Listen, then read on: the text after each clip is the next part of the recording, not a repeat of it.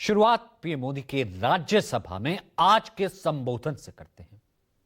आपको सबसे पहले पीएम मोदी का आज का वो बयान सुनवाते हैं जिसमें उन्होंने हर लाइन में कहा कि मोदी तेरी कब्र खुदेगी।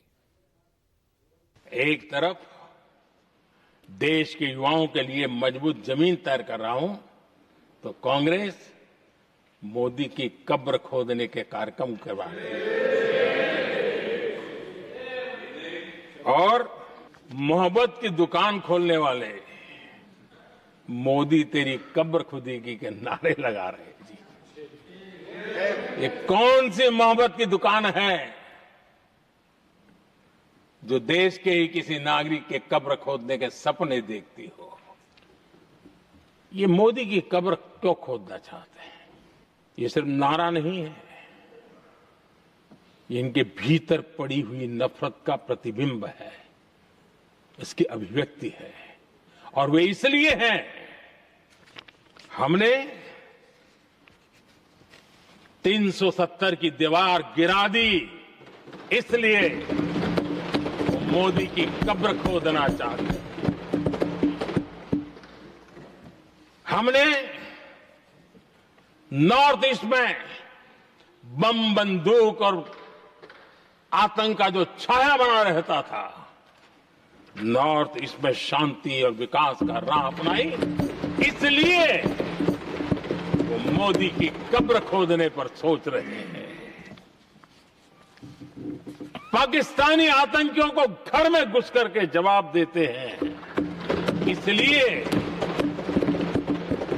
मोदी की कब्र खोदने की बात कर रहे हैं। ऑपरेशन सिंदूर करते हैं, इसकी उनको परेशानी होती है और इसलिए वो मोदी की कब्र खोदते हैं।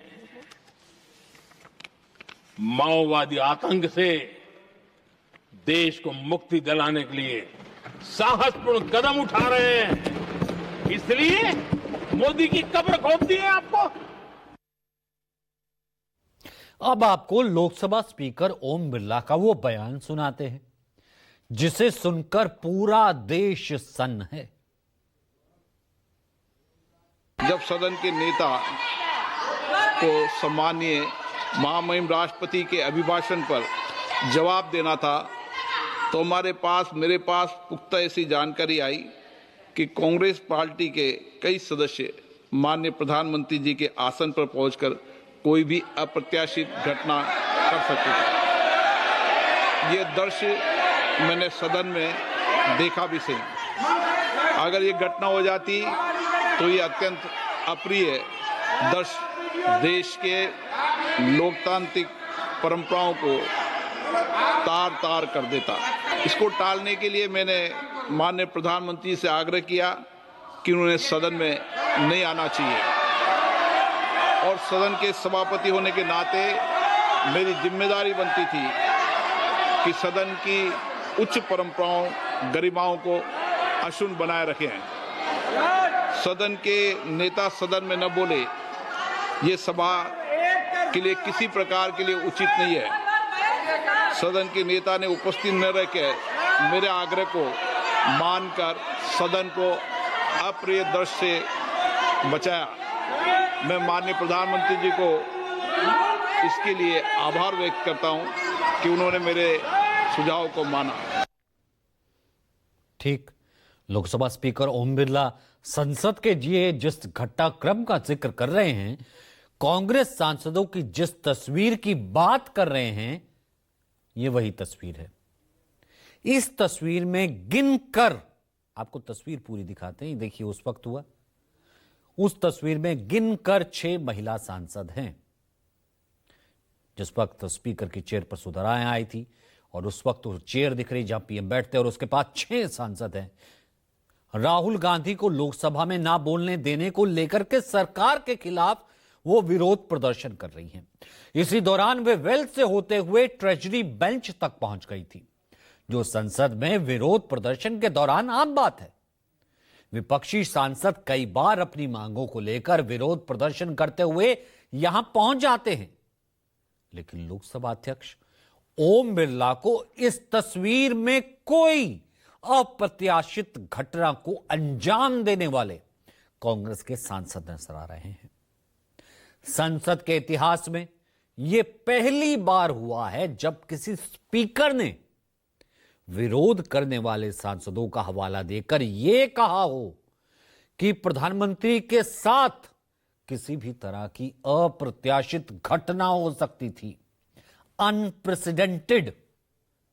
जबकि सदन के अंदर अपनी मांगों को लेकर या फिर सरकार के किसी फैसलों के खिलाफ कई बार, इससे भी ज्यादा बार विरोध प्रदर्शन हमने देखा है, वेल में हमने प्रदर्शन देखा है, लेकिन इस तरह की बात कभी भी स्पीकर की ओर से कही नहीं गई। कांग्रेस महासचिव और सांसद प्रियंका गांधी ने ओम बिरला के इस बयान पर हैरानी जताते हुए कहा कि अगर कुछ महिला सांसद ट्रेजरी बेंच के सामने जाकर खड़ी हो भी गई तो इसमें दिक्कत क्या है। स्पीकर का यह कहना कि पीएम मोदी के साथ कोई अप्रिय घटना हो सकती थी, यह सरासर झूठ है। साथ ही उन्होंने यह भी कहा कि प्रधानमंत्री मोदी अब स्पीकर के पीछे छिप रहे हैं। So the women MPs were standing in front of the Treasury bench. So what? And the Prime Minister, absolute lies. It is an absolute lie. There is no question of anybody raising any hands on the Prime Minister, trying to hurt him or any such thing. There is no question. So it is absolutely wrong of anybody to say that there was any such plan. There was no such plan.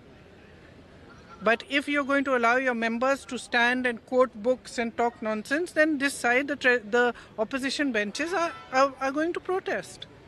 And I'm sorry, but the Prime Minister is now hiding behind the Speaker. They are making the Speaker say all this. Because yesterday he did not have the guts to come in the House. What? Because 3 women were standing in front of his bench? What nonsense is this?